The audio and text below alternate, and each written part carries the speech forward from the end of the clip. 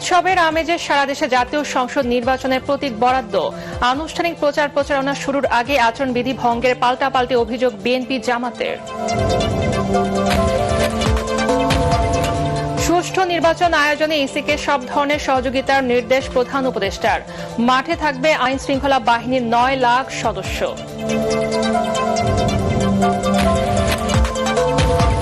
সিলেটের উদ্দেশ্যে রওনা হয়েছেন বিএনপি চেয়ারম্যান তারেক রহমান।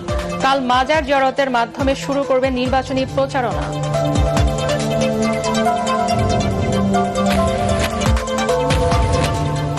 ট্রাইব্যুনালে আত্মসমর্পণ করতে আসলেও শুনানি না হয়, ফিরে যান যুদ্ধাপরাধের দায়ে মৃত্যুদণ্ডপ্রাপ্ত আসামি আবুল কালাম আজাদ। জুলাই হত্যায় জয় ও পলকের বিচার শুরু।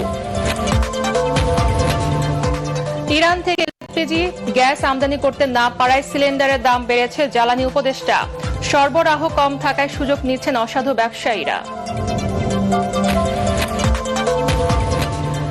এবং বাংলাদেশকে ভারতে গিয়ে টি-20 বিশ্বকাপ খেলতে হবে আইসিসি। চূড়ান্ত সিদ্ধান্ত জানাতে 24 ঘন্টার আলটিমেটাম।